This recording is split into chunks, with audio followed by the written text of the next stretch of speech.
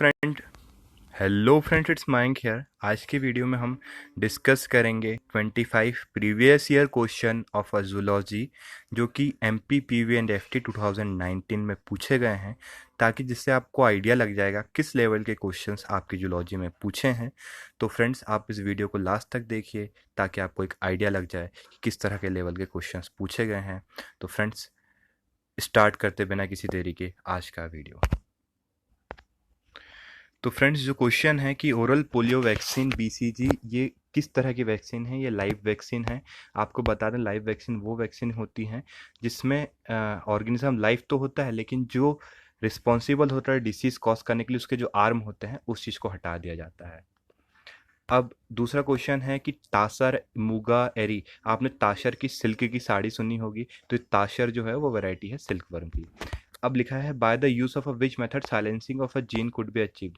तो जहाँ पे एंटी सेंस हो रहा है ना, ये क्वेश्चन बार बार पूछा गया है, तो आपको इसको लगा के आना है और आपको याद भी रखना है कि एंटी सेंसिंग से ये आप जीन की साइलेंसिंग करते हैं। व्हाट आर जर्म सेल्स, आपको पता है जर्म सेल से ही हमारी पूरी बॉडी बनी है, तो ये फंडामेंटल एम्ब्रियोनिक टिश्यू कहलाएंगे, फंडामेंटल एम्ब्रियोनिक टिश्यू कहलाएंगे।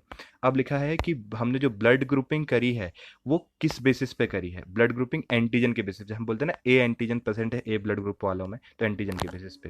अब लिखा है हनी भी एक तरह का सोशल इंसेक्ट है, तो उसमें हनी कौन बनाता है। हनी हमेशा वर्कर भी बनाएंगे, वर्कर का मतलब काम ही होता है कि हनी बनाने का। अब लिखा है tobacco addiction is due to the presence of, कौन सा सब्सटेंस प्रेजेंट होता है टोबैको के लिए, निकोटिन।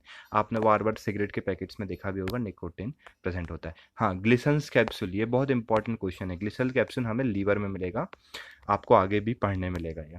फिर आता है बाल्बिनियन रिंग क्या होता है, ये बहुत टफ क्वेश्चन है, लेवल एक टफ लेवल क्वेश्चन है। ये क्वेश्चन बने या ना बने, क्योंकि एक कुछ क्वेश्चन ऐसे होते हैं ना कि बड़े टिपिकल से आ जाते हैं। तो ये लिखा है पफ ऑफ अ पॉलिटिन क्रोमोजिन को हम बाल्बिनियन रिंग बोलते हैं। अब टिटनस टॉक्साइड की बात कर रहे हैं, बहुत आसान क्वेश्चन है। जो डिटॉक्सिफाइड वैक्सीन को ही हम बोलते हैं ऑफ टिटनस बेसिलस, इसी को बोलते हैं हम टिटनस टॉक्साइड। अब लिखा है muscle spasm due to toxin, ऐसा कुछ नहीं होता है। अब इसमें टॉक्साइड जहाँ पे भी आ जाएगा ना, तो आपको याद रखना है कि ये टॉक्सिन जैसा दिखता तो है लेकिन है नहीं। अब लिखा है pH range of a culture media in the tissue culture, ये कितना है 7.2 टू 7.4, आपको ये याद रखना है। How much blood can be donated by each donor, 400 ml, 500 ml भी आएगा तो आप लिख सकते हैं, लेकिन बाकी आप अदर ऑप्शन देख रहे हैं जैसे 1000 ml, 1 लीटर 250 ml, 1.5 लीटर, ये हम कभी डोनेट ही नहीं कर सकते इतना ब्लड। ओके, तो ये थोड़ा लॉजिकल सेंस का क्वेश्चन है, इसमें ज़्यादा कुछ आपको याद नहीं भी है तब भी आप सही लगा सकते हैं। अलिका name the hormone that regulate the calcium phosphate, वो आता है पैराथायराइड हार्मोन। अब लिखा है signal for parturition originate from the maternal pituitary.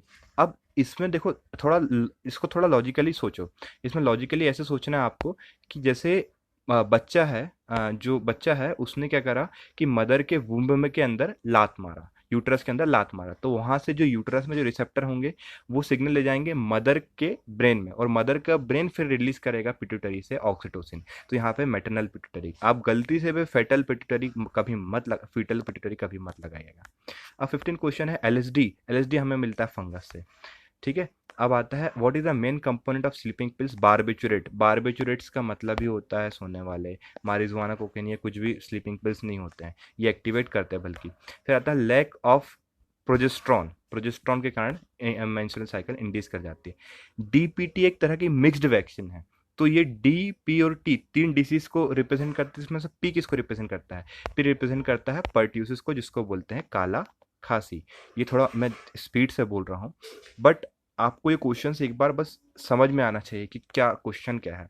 अब technique to identify a person on the basis of the person DNA, अब पर्सन के DNA के बेसिस पे पर्सन को आइडेंटिफाई कर रहा है, तो उस टेक्निक को क्या बोलेंगे, डीएनए फिंगरप्रिंटिंग। इसमें ज़्यादा कुछ भी दिमाग नहीं लगाना, तो नेक्स्ट क्वेश्चन के टूवर्ड मूव करते हैं। बायोलॉजिकल क्लॉक का सीधा संबंध किससे है, पीनियल ग्लैंड से, पीनियल ग्लैंड से, हमेशा याद रखिएगा। फिर आता है the chemical name of vitamin B1 is thiamine, ये एक अच्छा क्वेश्चन है, एक अच्छा क्वेश्चन है। अब नेक्स्ट क्वेश्चन लिखा है which of the following is an alternative term for the sex chromosome. Sex chromosome को और क्या बोलते हैं, alter is not an alternative term. Sex chromosome का अल्टरनेटिव टर्म क्या नहीं है, यहाँ पे नॉट आप यदि भूल जाएंगे, ये क्वेश्चन बड़ा आसान तो है लेकिन आपने नॉट को रिकॉग्नाइज करा तो आपसे गलत हो जाएगा। ऑटोसोम्स, ठीक है, थोड़ा ध्यान ध्यान दीजिएगा। अब हम बात करते हैं 23 number question. Which of the following term matches with the knee cap. Knee cap मतलब क्या होता है? Sesamoid bone. सिस्मोइड बोन को ही बोलते हैं नी कैप। देखो जो पटेला है ना, पटेला की को ही हम, पटेला एक तरह का सिस्मोइड बोन है, आपको ये याद रखना है। Which of the following is a tuberculous vaccine. Tuberculous vaccine BCG, ये आपने बहुत बार सुना होगा BCG. Which of the following is a incorrect regarding the AIDS. AIDS के रिगार्डिंग कौन सी चीज गलत है? देखो, T helper cell increases in number, ये बहुत गलत चीज़ है, ठीक है। बाकी हमें पता है कि ये एचआईवी होता है रेट्रो। तो आपको आपको ये क्वेश्चन को, इस क्वेश्चन को ऐसे सॉल्व किया जाएगा, आपको ये तीन चीज़ पता है और ये एक चीज़ ऐसी है जो बुक में आपके लिखे नहीं होगी। तो आपको तीन चीज़ पता थी और एक चीज़ नहीं पता थी, तो वही आपका आंसर आ जाएगा, लेकिन आपको तीन चीज़ों के बारे में सर्टन हो पड़ेगा। तो आपको इस पूरे के पूरे वीडियो से ये चीज़ समझ में आ रही है कि जूलॉजी के जो लेवल है काफ़ी अच्छा लेवल है, उसमें आपको लॉजिकली आप सोचेंगे तभी आपको आंसर दे पाएंगे, और लेवल कोई भी किसी भी हद तक इजी नहीं है। तो फ्रेंड्स, आप इसको ध्यान से समझिए, ध्यान से पढ़िए, तभी आप कॉप अप कर पाएंगे।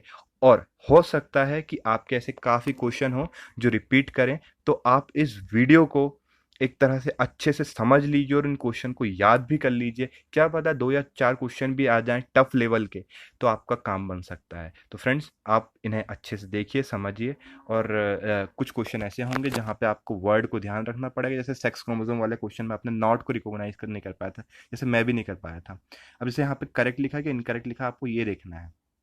तो क्वेश्चन को ध्यान से पढ़िए, समझिए, कोई जल्दबाजी नहीं करिए और प्रैक्टिस करिए, तो आपकी स्पीड बढ़ जाए और जूलॉजी में आप अच्छे नंबर फैच कर पाएँ। Thank you.